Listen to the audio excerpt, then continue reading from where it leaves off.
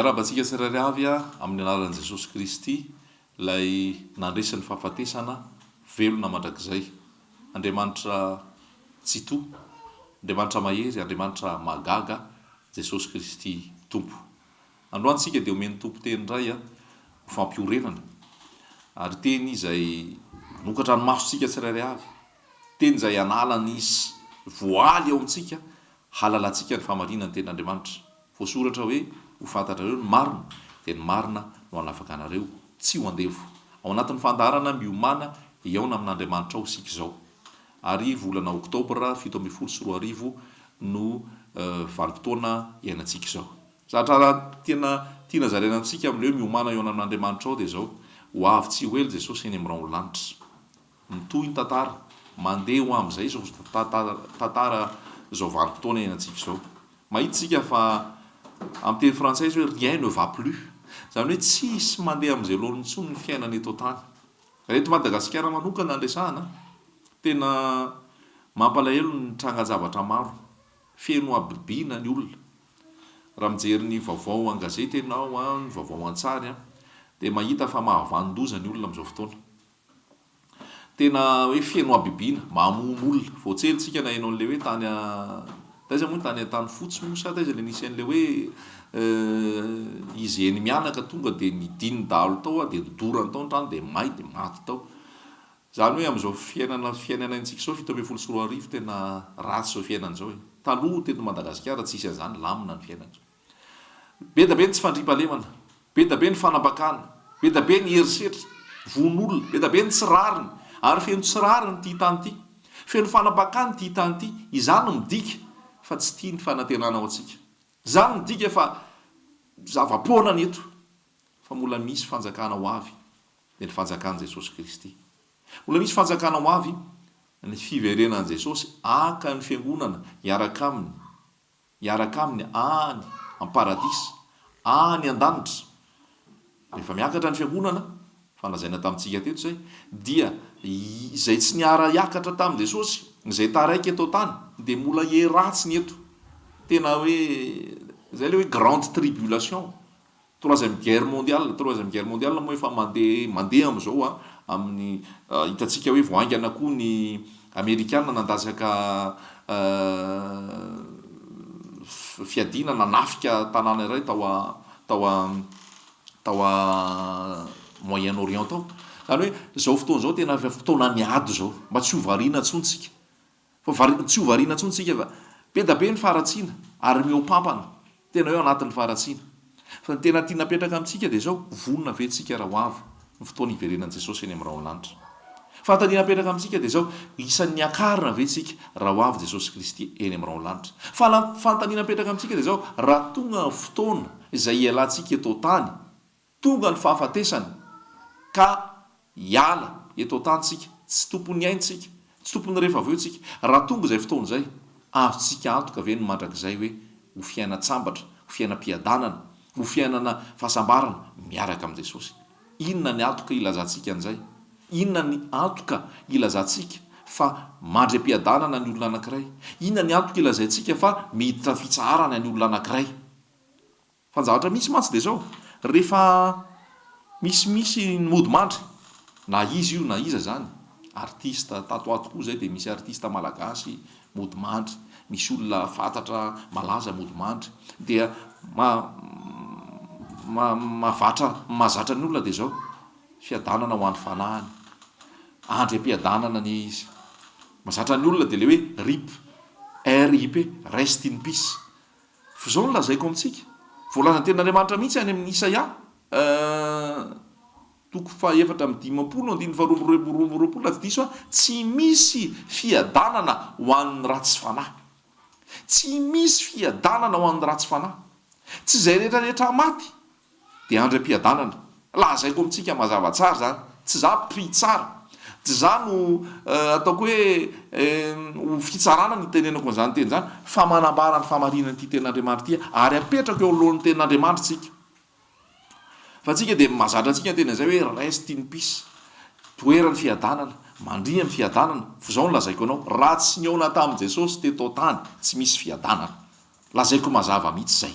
raha tsy nybebaka teto tany tsy misy fiadanana, raha tsy nandray ny famonjena zay natolotry ny ray dia Jesosy Kristy ny anarany teto tany dia tsy misy fiadanana.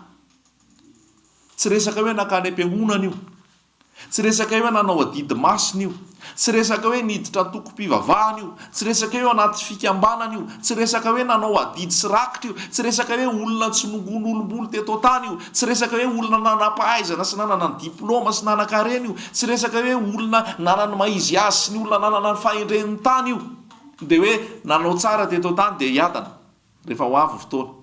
Fa zao tokana ny lalana, tokana ny lalana. Efa fantatsika ty teny ty ary mbola averiko. Jaona 4:7 zaho no lalana sy fahamarinana ary fiainana. Tsy misy mankany amin'ray afa-tsy amin'ny alalako. Jesosy Kristy no sany lazan'izany. Jesosy Kristy ireny ihany no sany lazan'izany hoe izy no lalana sy fahamarinana ary fiainana. Mahafinaritra be zany teny zany, tiako zaraina amintsika androany. Jaona 4:7 dia hoy izy hoe izaho no lalana sy fahamarinana ary fiainana. Tsy misy mankany amin'ray afa-tsy amin'ny alalako. Zavatra tena hoe fahamarinana mila mipetraka amintsika tsirairay avy zany. Nandray an' Jesosy ve ianao? Efa nibebaka ve ianao? Bebaka dia mitika fa manenona ny amin'ny fahotana, manenona ny amin'ny ratsy natao ary tsy te hiverina ny amin'izany intsony. Tsy misy famonjena afa-tsy eo amin'i Jesosy Kristy, ary tsy misy miditra amin'ny fanjakana lanitra raha tsy amin'ny alalany fibebahana. Apetraka eo alohantsika izay ny tenin'Andriamanitra izay, na tanoritsika, na zazakelytsika, na olo-dehibetsika, na zokiolona efa vokiandrotsika, tsika tsirairay avy izay manam-pofinaina aoka andray izao teny izao. Jaona 4:7 hoy Jesosy taminy, izaho no lalana sy fahamarinana ary fiainana. Tsy misy mankany amin'ray fa tsy amin'ny alalako. Izaho no teny aminao androany. Raha toa ianao ka mbola tsy tafahavana amin'ny Jesosy, raha toa ianao ka tsy mbola tafahavana amin'ny Jesosy, raha tsy misy fihavanana amin'ny Jesosy dia tsy misy fiadanana. Tsy misy fiadanana eto tany ary tsy misy fiadanana ao aorian'ny fahafatesana. Fahafatesana ny tambony ota. Fiainana mandrakizay maimam-poana nomen'Andriamanitra amin'ny lalan'i Jesosy Kristy. Zava-matahotra no raisin'ny tanan'Andriamanitra velona. Iaona amin'Andriamanitra tsika tsirairay avy, hojeren'Andriamanitra tsika tsirairay avy. Zao no voasoratra ao amin'ny filazantsara ny Jaona, zay mandray ny teniko ka mino zay naniraka no manana fiainana mandrakizay ka tsy hoelohina. Aiza ny misy atsika? Inona no mampiazakazaka atsika? Inona no toerantsika amin'izao fotoana?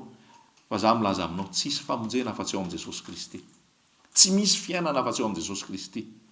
Tsy Jesosy Kristy tsy hoe anisan'ny mpamonjy. Jesosy Kristy tsy hoe anisan'ny lalana, anisan'ny fahamarinana, anisan'ny fiainana. Fa hoy izy hoe Jesosy Kristy no lalana, izy rery, tsisy hafa, tsisy fomba hafa, tsisy lalana hafa, tsisy fahamarinana hafa, tsisy fiainana hafa fa Jesosy Kristy no lalana sy fahamarinana ary fiainana. Mila miaona amin'i Jesosy ianao androany raha toka tsy mbola tafahona aminy. Mila mihavana amin'i Jesosy ianao androany raha toka tsy mbola tafahavana aminy.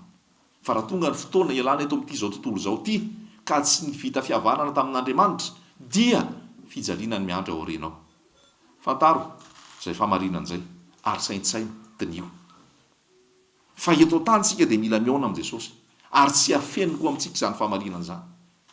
Fa misy olona ny liba, misy olona zangajanga, misy olona atao anatin'ny faharatsiana, misy olona atao anatin'ny tsy famelan-keloka, misy olona atao anatin'ny fahotana maro isan-karazany ary tsy niala tamin'izay na dia efa nilazaina azy hoe mibeba ianao, azonao fiainana mandrakizay, na dia efa nilazaina hoe mihavana amin'Andriamanitra ianao, azonao fiainana mandrakizay. Tsy nirarahany zany izy.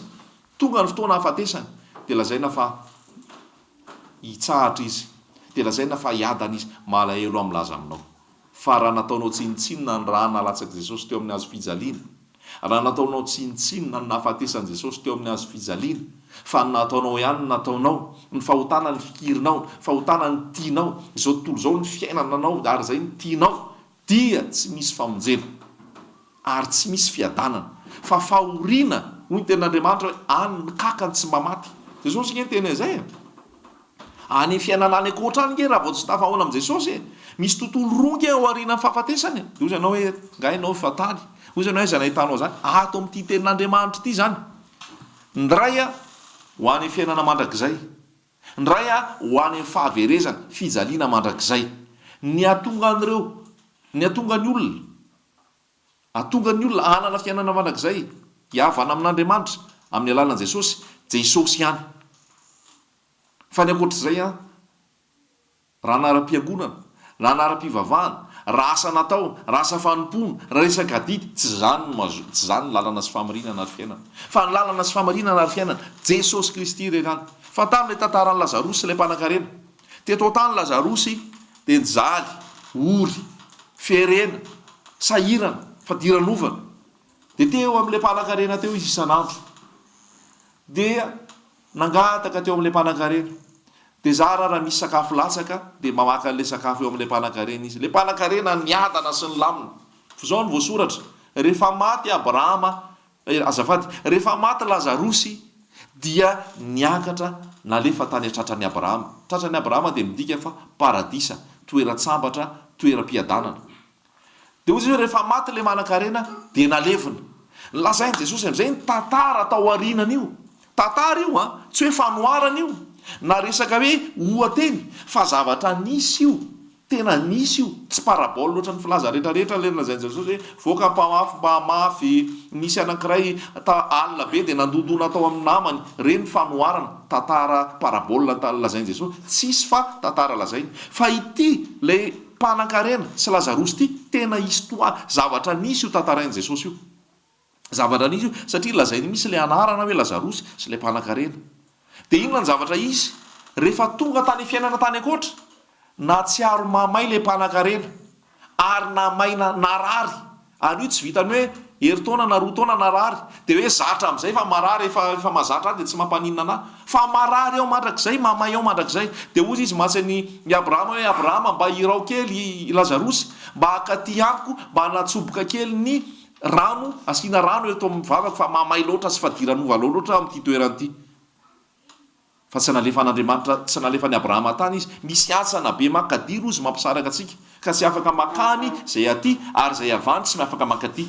Izany ny fiainanao akoatra, fijaliana mandrakizay raha tsy manana an Jesosy Kristy, fitsaharana sy fiadanana raha manana an Jesosy Kristy. Aiza ny misy ianao, aiza ny misy ianao. Fa amin'ity androany ity atoro anao dia Jesosy Kristy no lalana sy fahamarinana ary fiainana. Averiko ihany, tsy io tsy resaka hoe za mpiandry, na hoe za pastera, na hoe za mpivavaka isan-kalahady, na hoe zako mpanao adidy sy mpanao rakitra, zako ao anaty fikambanana sy ny sisa, dia zay ny antoka ilazanao fa voavonjy ianao. Tsia, tsy zay ny antoka ilazana fa voavonjy. Ny antoka ilazanao fa voavonjy ianao dia ny feonanao tamin'i Jesosy, ny fibebahanao, ny fekenao ny fahotanao sy ny tsy fiverenanao tamin'izany intsony, ary ny finoanao ny rahan'i Jesosy nanadio sy manamarina anao, ny fanjakan'i Jesosy ao anatinao, ny fahaterahana avy any ambony, ny fanoloran-tenanao ho an'i Jesosy Kristy. Halleloia. Sokafan'ny tompo ny masonao amin'izao fotoana, ary tsy ho tafandrimandry ianao. Fa indraindray ianao mieritreritra hoe za mpandray fanasan'ny tompo dia voavonjy. Tsy resaka mpandray fanasan'ny tompo io. Misy olona mpandray fanasan'ny tompo nefa mbola miaino anaty kolikoly. Raha miaino anaty kolikoly ianao ny tonga ny fahafatesana ary niny janona tao anatin'iny, tsy misy fiadanana ao aminao ary tsy manana fiainana mandrakizay ianao. Raha atao anaty tokantrano imaso ianao, raha atao anaty fampirafesana ianao, atao anaty fijangajangana ianao ary ny aina tao anatin'izay, nefa mpandray fanasan'ny tompo ary tonga ny fiverenan'i Jesosy na tonga ny fahafatesana, ka ny aina tao anatin'izay ny misy ianao, tsy manana fiainana mandrakizay ianao ary fijaliana mandrakizay. Dia ny eto tany mihavana amin'Andriamanitra, hialao ny ratsy rehetra ary manatona an'i Jesosy Kristy. Mampalahelo nge amin'izao fotoana izao mahatsiravina ny eto tany. Vao aingana hitako tamin'ity herinandro ity dia zao pastera roa vavy nivady. O re olona, aiza ny misy antsika ity? Pastera roa vehivavy natao mariazy nivady. Mila mibebaka amin'ny anaran'i Jesosy, mila toriana ny filazantsara marina, fa fahavetavetana fahalotona faharatsiany zany de misy mpivavaka ao zany de misy mivavaka ao zany misy koa any amin'ny antoko-mpivavahana any a misy azafady miteny zay misy homosexuel ao anaty fikambanana fiangonanao ao anaty sampanao amin'ny fiangonanao ao anaty koralinao ao anaty antoko-mpivavahanao za milaza aminao fa raha mijanona ao amin'io homosexualité io ianao ka tonga ny fotoana hafatesanao de fijaliana mandrakizay ny miandry anao ao arinao fa orina mandrakizay ny miandry anao ao arinao fa tsy niantoka itenenanao ny itenenanao anao jesosy zako nanao asanao za nanao asa fanimporo de jesosy ahoana le homosexualité ialao zany amin'ny anaran' jesosy ka za efa ohatran'io ny lahy miaraka amin'ny vehivavy zay ny sitrapon'Andriamanitra ny vavy miaraka amin'ny lehilahy fa tsy hoe ny vavy hivady amin'ny vehivavy ny lahy hivady amin'ny lehilahy de amasinina ao am-piangonana de ekena ao amin'ny fiangonana de miara mivavaka de miara manao ira fiderana de miara manao asa fanimpona fahavetavetana eo mason'Andriamanitra zany re olona mibeba mialamb zany asan'ny maiza zany asan'ny devoly zany fa lasa hodikodina le izy hoe fa zay ny toetrany izy efa ohatr'izay mihitsy fanahy ratsy zany raha mino an' Jesosy ianao androany mibebaka marina ianao de ho afaka amin'izany homosexualité zany ary tsy iaina ao anatin'izany eto tany zany de mila ialana fa tsy hoe iaina amin'izany fa zay ny fiainako ary zay ny napetraky ny tompo tsy ny tompo mametraka an'izany ai ny tompo manova ny zavatra rehetrarehetra ai ny tompo manovanao fa tsy fierany zany hoe za lehilahy fa za ohatra ny vavivavy toetra na hoe za vehivavy ohatra ny lahilahy toetra de zay mahatonga na vehivavy iaraka amin'ny vehivavy fahavetavetany zany raha tsy miona amin'i Jesosy Kristy ianao raha tsy mibebaka ianao raha tsy miala amin'izany fomba fanao zany ianao fahafatesana fijaliana mandrakizay tsy fitsarana nambarako anao zany tenin'Andriamanitra milaza zany mampalahelo ke zavatra misy ala amin'izany i Mosesy i Noa raha andeha nitondra ny apiditra ny olona tao amin'ny samby fiara apiditra ny biby tao amin'ny samby fiara de ny biby nampidirina tao ny biby indray ny mampianatra antsika olombelona ny biby nampidirina tao dia tsiroro lahy sy vavy ohatra zany nisy omby tao de omby lahy sy omby vavy éléphant lahy éléphant vavy satria zay ny rafitr'Andriamanitra tsy azo avadika ny biby ara tsy manao an'izany fomba ratsy zany lahy sy ny lahy iaraky iray aranofo na ny vavy sy ny vavy iray aranofo mialatsiny fa ambarako amintsika ny tenin'Andriamanitra lazaiko amintsika mazava aoka zava aoka hipetraka ny tenin'Andriamanitra fa am'izao ndray ny lahy sy ny lahy miaraka ny vavy sy ny vavy miaraka de amasinina any am-piangonana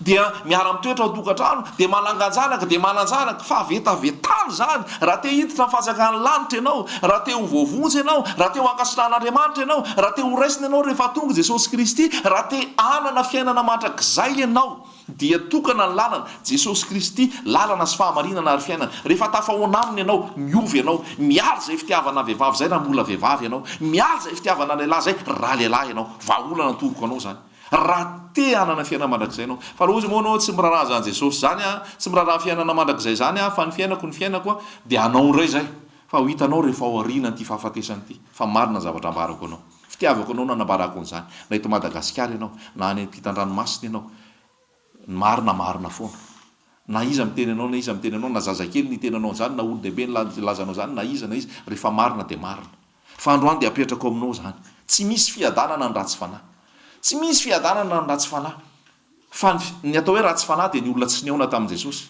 ny atao hoe ratsy fanahy de ny olona tsy nibebaka ny atao hoe ratsy fanahy de ny olona tsy nanolo tena ho an' Jesosy ny atao hoe ratsy fanahy de ny olona tsy mararahany zany hoe Jesosy Kristy zany de ambarako aminao zany androany aiza no misy ianao mianso ny lanitra sy ny tany androany ho vavolombelona fa napetrako eo amin'ny lohanao ny fahafatesana sy ny fiainana napetrako eo amin'ny lohanao ny fitahiana sy ny fanozonana de io ny voalaza hoe fidana ny fiainana mba ho velona ianao io fiainana io de tsy iza fa Jesosy Kristy lalana sy fahamarinana ary fiainana amin'ny anaran'i Jesosy milatsaka ny amponao tahaka ny afo zany tahaka ny varatra zany tahaka ny volcan zany mandoro anao ary tsy hipetrapetra-potsiny ianao fa zao de zao anao de hibebaka anolo tena ho an' Jesosy anafaka anao izy anome fiainana ao anao izy de volo mame fiainana de volo mame fiadanana fa fiadanana santoka fiadanana fitaka zay mahatonga Jesosy miteny hoe fiadanako no omeko anareo, tsy tahaka ny famehy zao tontolo zao ny fiadanako omeko anareo. Dikan'izay manome fiadanana koa zao tontolo zao, fa fiadanana mitondra makany fahaverezana. Fa fiadanana omeny Jesosy ianao, fiadanana miala amin'ny ratsy, miala amin'ny fahotana, miala amin'ny faharatsiana, fiadanana lasa tian' Jesosy ary teanao ny sitrapony ary iainao anatin'ny sitrapony. Tsy hisy araka aminy ianao fa ho tia azy ianao ary ny fitiavanao azy mahatonga anao anao ny sitrapony. Ho azy ny voninahitra ankatohny teny ianao ary ho vavolombelon'i Jesosy ianao fa manovy itenin'Andriamanitra io. Halleloia. Amen.